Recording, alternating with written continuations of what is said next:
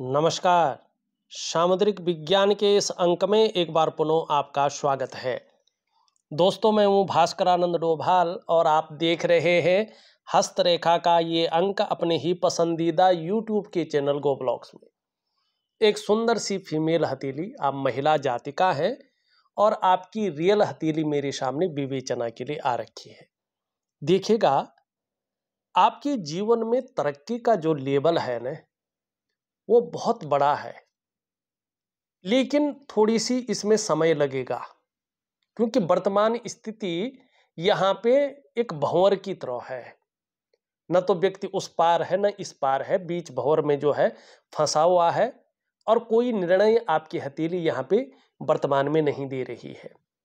और उसके लिए हमारे सामुद्रिक विज्ञान में कुछ क्रियाएं दे रखी हैं जिनको दिव्य क्रियाएं कहते हैं। क्योंकि आपका जो शरीर है वो पंच महाभूतों से बना हुआ होता है और आपके जो तत्व हैं ये इस प्रकृति में मौजूद तत्वों से अलग नहीं होते हैं, उसका प्रभाव पड़ता है। ठीक है ना। यहाँ पे सबसे पहले अगर हम देखते हैं, जरा ध्यान से देखिएगा हथेली को, इनकी उंगलियां देखिएगा, बहुत कुछ कह रही हैं। ये कहें कि पूरे भविष्य को बता रही है। एक दर्पण की तरह, शीशे की तरह साफ प्रतिबिंब दिखाई दे रहा है। और आप लोग जो भी इस वीडियो को देख रहे हैं वो देख सकते हैं अपनी हथेलियों को भी, आप अपने बारे में खुद भी जान सकते हैं। और जो तो मेरे से जुड़े हुए हैं, कई लोग तो मुझसे भी ज़्यादा जानने बैठ गए हैं और कुछ लोग ऐसे हैं 75% अपना जो है प्रिडिक्शन खुद करते हैं, अपना विश्लेषण खुद कर लेते हैं अपनी हथेली को देख के। यहाँ पे देखेंगे तो थोड़ा सा उंगलियों का झुकाव देखो आप, ये सब उंगलियों का झुकाव किस तरफ है, इनकी रिंग फिंगर की तरफ इनकी उंगलियों का झुकाव है। माने सूर्य के जो नैसर्गिक गुण हैं इनके अंदर बहुत अच्छा है और सूर्य इनको आने वाले समय में बहुत बड़े लेवल पे ले जाएगा, बहुत बड़ी प्रतिष्ठा में ले जाएगा। एक लेवल पार करके जो दूसरे ऑर्बिट में पहुंचने वाली चीज है ना, व्यक्ति जो सूर्य की तरह चमकता है ना, ऐसा भविष्य इनका दिखाई दे रहा है। लेकिन इनकी मुट्ठी में है, ये किस प्रकार से उसको करे। सभी उंगलियों का झुकाव रिंग फिंगर की तरफ है, सूर्य की उंगली की तरफ। और देखिएगा, इसको बहुत अच्छा हस्तरेखा में बड़ा श्रेष्ठ माना जाता है, क्योंकि सूर्य के पर्वत की तरफ झुकाव होता है। तो ऐसे जो व्यक्ति होते हैं, यश की चाह रखने वाले होते हैं कि उनको यश मिले, समाज में प्रतिष्ठा मिले, मान सम्मान मिले, ऐसा चाह ये लोग रखते हैं। ठीक है ना। और ऐसा व्यक्ति जब चाह रखता है तो वो उस और जो है अपना काम भी करता है। तो ज्यादातर मामले में जो मैंने अभी तक पाया है, ऐसे व्यक्ति अधिकारी, उच्च पदस्थ, श्रेष्ठ और सफल होते ही होते हैं, क्योंकि सूर्य का काम है विस्तार करना, फैलाव करना, आपको नाम और यश देना। तो यहाँ पे सूर्य की तरफ झुकाव है, इसका मतलब है निश्चित तौर पे जो है बहुत बड़े लेवल तक ये ले जाएगा। चाहे प्राइवेट ही नौकरी करें, लेकिन बहुत बड़ी कंपनी में करेंगे और बहुत बड़ी अधिकारी के लेवल पे करेंगे, ये निश्चित है। दूसरी चीज देखिएगा, यहाँ पे ये सूर्य का पर्वत है और ये बुध का पर्वत है। इन दोनों के बीच में आपको ये उभरा हुआ चीज दिखाई दे रहा है। तो इनके अंदर एक भावना रहेगी। क्या भावना रहेगी? छोटा काम भी करेंगे तो उसमें नेम फेम पाने की इच्छा इनके अंदर बहुत ज्यादा रहेगी। लेकिन यहाँ पे भी एक उभरा हुआ दिखाई दे रहा है। इसका मतलब है अभी कहीं ना कहीं शनि बेवजह की चिंताएं भी आपको दे रहा है, या ऐसी वजहें खड़ी कर रहा है जो आपके तनाव को बढ़ाता है। लेकिन गंभीर व्यक्तित्व देता हुआ दिखाई दे रहा, गंभीर देगा, ये अच्छी चीज है। लेकिन सुबह उठने में आपको बहुत ज्यादा आलस्य ये दे सकता है।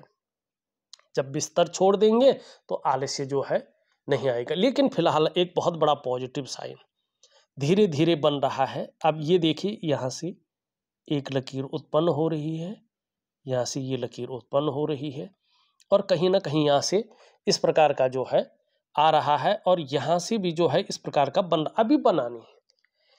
तकरीबन इनको 7 वर्ष लगेंगे इस चीज का फायदा पाने में, लेकिन पाएंगे। दो रेखाएं आने का मतलब होता है कि व्यक्ति को जीवन में यश जरूर मिलेगा, संतान सुख जरूर मिलेगा, ठीक है ना, और संपत्ति का बहुत अच्छा लाभ इनको आने वाले जीवन में मिलेगा। अब यहाँ पे ये फूल बन जाता है जिसको पद्म का सायन कहते हैं, ये बनेगा ही बनेगा, क्योंकि इनके जन्म समय पे बहुत प्रबल राजयोग था। और इसके बारे में सामुद्रिक विज्ञान स्पष्ट कहता है, जनने प्रबलो यस्य राजयोगो भवेद् यदि करे वा चरणो वश्यम राज चिन्हम प्रजायते। जिसके जन्म समय प्रबल राजयोग होता है उसके हाथ या पांव में पद्म आदि राज चिन्ह अवश्य होते हैं, ठीक है ना। क्योंकि कहा भी गया है, वैशारणो वात पवारणो व चौदारणो दक्षिण पाणी मध्य सरोवरम चाकोशम एव यश्य वीणा चो राजभुवि जायते सह, है ना। तो इस प्रकार की चीजें ये कही गई है। इसका अब मैं इसको थोड़ा सा सरल शब्दों में समझा लेता हूँ। ये चिन्ह अगर आपके सूर्य पर्वत पर बनता है तो आप जो भी नौकरी कर रही होंगी, जो भी जॉब कर रही होंगी, उसमें बहुत ज़्यादा तरक्की करेंगी। जिस भी फील्ड में आप करियर बनाएंगी उस फील्ड में टॉप लेवल तक पहुंच जाएंगी, ठीक है ना, टॉप मोस्ट हो जाएंगे। विदेश में यात्रा करना और जीवन काल में शून्य से उठकर आखिरी पायदान को छूना, नेम फेम बहुत ज़्यादा मिलेगा। बहुत सारे लोग आपको मान सम्मान की नज़रों से देखेंगे और ये होगा आपकी सूर्य की वजह से। अब इसमें एक चीज़ देखिएगा जो बहुत ज़रूरी है आपकी हथेली में, और ये नहीं किया आपने तो आपके हथेली में कितने भी राजयोग बने हुए हों, कैसी भी चीज़ें हों, आप परिपूर्णता को प्राप्त नहीं होंगी। क्योंकि यहाँ पे देखेंगे ये जो चीज़ है ना, आपकी इंडेक्स की फिंगर, इसके नीचे का इस भाग को देखिए तो ये इसकी तरफ झुक रहा है, और यहाँ से देखेंगे तो ये दब रहा है, कमजोर हो रहा है, और ये है देवगुरु बृहस्पति। और देखिएगा ये जो देवगुरु बृहस्पति होते हैं ना, ज्योतिष को अगर आप बारीकी से पढ़ते हैं, उसकी रीडिंग करते हैं, हवाई की बातें न करके अगर उसकी रीडिंग आप अगर बारीकी से करते हैं तो महिलाओं की जीवन में विवाह की जो संपूर्ण जिम्मेदारी होती है वो इन्हीं की है, बृहस्पति की। आप महिला हैं तो आपकी संपूर्ण जिम्मेदारी इसकी बृहस्पति की है, ठीक है ना। आपका करियर है, आपकी शादी है, आपकी शादीशुदा जिंदगी है, इन तमाम चीज़ों की जिम्मेदारी बृहस्पति के पास होती है। बृहस्पति का मतलब होता है महिला के जीवन का निर्धारण करने वाला, इसीलिए महिलाओं के जीवन में बृहस्पति का अहम रोल होता है, बहुत बड़ी भूमिका पाई जाती है। अगर बृहस्पति जैसे आपकी हथेली में है, शनि की तरफ दृष्टि गोचर कर रहा हो और शनि की उंगली इस प्रकार से झुक रही हो और रिंग फिंगर की तरफ, तो ये भाग्य स्थान भी है। और उसकी तरफ झुकाव बृहस्पति का, ये शादी में देरी होने का संकेत होता है, शादी में देरी होने का संकेत होता है। वैसे अगर ये सिंपल रहे और अभी भी जैसे दिखाई दे रहा है, ये आपका जो वर्ष चल रहा है उससे लेकर के और 28वें वर्ष तक आपको बहुत ज़्यादा मेहनत करनी है। शादी पूरी तरह से हो जाएगी, और इस वर्ष अगर आपकी शादी हो गई तो निश्चित तौर पे जो है ये आपका भाग्योदय के द्वार खोलेगा।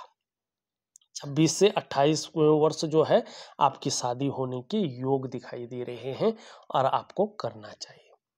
अब बात करते हैं कि शादी अपनी मर्जी की होगी या अरेंज मैरिज होगी। यहाँ पे दो लक्षण देखिएगा, एक तो जीवन रेखा सीधा आके बृहस्पति की ओर आ रही है और यहाँ से मंगल रेखा, बस इन्हीं दो को ज़्यादातर देखिएगा। ये लव मैरिज का बहुत अच्छी साइन है। ज़्यादातर मामलों में ऐसे लोगों की अपनी पसंद की शादी होती है। उसके बाद आता है कि शादी के बाद जीवन कैसा रहेगा, तो इसके लिए सिंपल तरीके से हमने भाग्य स्थान को देखना है। वैसे तो बृहस्पति की अहम भूमिका है, और जिस प्रकार से बृहस्पति बैठ रखा है तो वो समझाऊंगा, पहले इसको देख लो। यहाँ पे काल्पनिक रेखा खींच लो, मस्तिष्क रेखा देख लो, मानी शादी के बाद जो है आपका जीवन बहुत अच्छा जाने वाला है, ठीक है ना। और जीवन रेखा है तो शादीशुदा जीवन आप उत्तम तरीके से जिएंगे, ये दिखाई दे रहा है, ठीक है ना। गृहस्थ जीवन आपका बहुत अच्छा रहेगा। लेकिन देखिएगा, फिर कह रहा हूं, अगर बृहस्पति ऐसा रहा तो पहले तो गृहस्थ जीवन बसाना ही मुश्किल है। अगर बस भी गया तो उसको संभालना मुश्किल है। अगर संभल भी गया उसमें खुशियां ढूंढना बहुत मुश्किल है, ठीक है ना। संतान का कारक भी यही होता है, उसके बाद संतान को लेके समस्याएं आ जाती हैं। लेकिन जीवन साथी बहुत अच्छा मिलेगा, सुंदर मिलेगा, चाहे अपनी मर्जी से करे चाहे उससे करे, ठीक। अब यहाँ पे देखिएगा सबसे बड़ी कमी क्या है आपकी हथेली में, जो आपकी ग्रोथ को भी प्रभावित कर रहा है, आपके कार्य क्षेत्र को भी प्रभावित कर रहा है, आपके आंतरिक खुशियों को भी प्रभावित कर रहा है। आपके काम जो 99% तक आ जाते हैं और 100% में तब्दील नहीं हो जाते हैं, उनको भी प्रभावित कर रहा है। और कहीं ना कहीं जो सामंजस्य आपको जीवन में बता के रखना चाहिए था, जो आपको लेके बहुत ज़्यादा चिंताएं माँ बाप को भी आ रही, उसका एक ही कारण है। क्या कारण है देखिएगा जरा ध्यान से। आपकी यहाँ पे जो करियर और धन की रेखाएं हैं, ये भाग्य योग का निर्माण तो कर रही हैं, लेकिन टूट टूट कर आगे बढ़ रही है। और देवगुरु बृहस्पति यहाँ पे बहुत कमजोर अवस्था में आ गया है। इसका एक ही मतलब है कि आपके घर में पितृदोष है बहुत भयंकर रूप में, पितृ को मुक्ति नहीं मिल पा रही है। और ये पितृ आपके जीवन में पूरी चीजों को रोक रहा है, आपके आंतरिक खुशियों को, आपके जीवन में जो प्रोग्रेस होनी चाहिए उसको, आपके जीवन में जो मंगल कार्य होने चाहिए आपके पूरे परिवार में, सबके ऊपर एक प्रेशर जरूर बना रहा है। ये देखिएगा, आपके घर में सरस्वती है, सबके पास विद्या है, अच्छे पढ़े लिखे होंगे। कई लोग आपके परिवार में अच्छी नौकरियों से रिटायरमेंट हुए होंगे, कई लोग बहुत अच्छी कंपनियों में होंगे। लेकिन ये कुर्सी है, आप लोग यहाँ तक तो पहुँच जाते हैं, लेकिन उस कुर्सी में बैठने की जब नौबत आती है उस कुर्सी में कोई और बैठ जाता है। आप अगल बगल झांकते रह जाते हैं। आपके काम बहुत अच्छे स्तर तक पहुँच जाते हैं 99% तक, लेकिन 100% होने में तब्दील नहीं हो पाते हैं। आंतरिक खुशियाँ नहीं मिल पाती हैं, वो उत्साह, वो ऊर्जा कहीं ना कहीं गायब हो जाती है और नीरसता आपके जीवन में आनी शुरू हो जाती है। सब कुछ होते हुए भी आखिरी पायदान को नहीं छू पाते हैं। परिवार में सब को लेके यही हाल होगा और इसका मुख्य कारण है आपके घर में आपका पितृदोष। ये 100% है। अब क्या करना है इस पितृदोष का, देखिएगा ध्यान से देखिएगा। आपके कुटुंब में जो सबसे बड़ा होगा वो करे, या वो तैयार नहीं होते हैं तो आपके पिताजी करें, या आपके दादाजी हैं तो वो करें, ठीक है ना। पितृदोष है, बहुत बड़ा है। अगर इसको ठीक नहीं किया गया तो ये बहुत ज़्यादा उपद्रव मचाएगा, आपकी जीवन को नीरसता की ओर ले जाएगा, ये निश्चित है।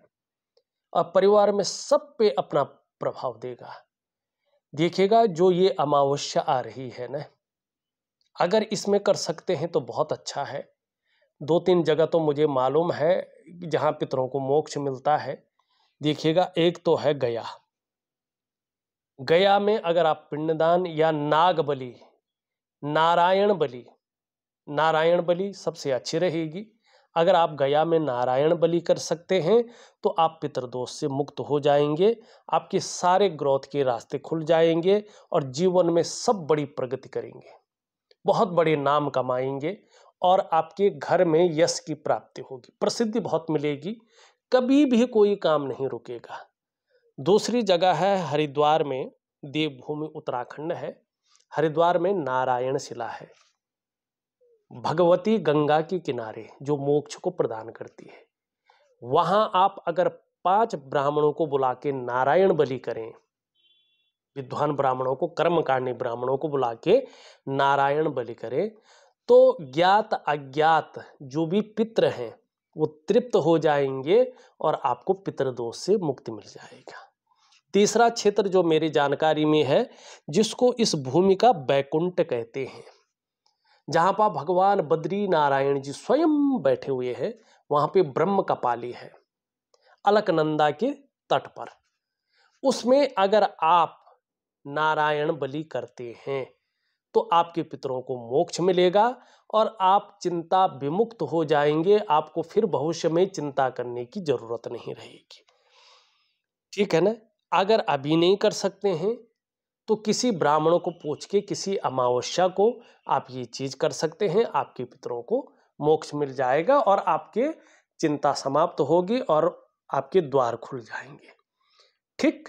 अब आपने देखिएगा, सबसे पहला सवाल किया है नौकरी के बारे में। शादी के बारे में तो मैंने बता दिया है। 26 से 28वें वर्ष बहुत अच्छे योग बने हुए हैं। लव मैरिज के ज़्यादा चांस हैं। लड़का बहुत अच्छा मिलेगा और गृहस्थ जीवन भी आगे अच्छा रहेगा। टूटने की ज़्यादा संभावना अभी हथेली में नहीं है।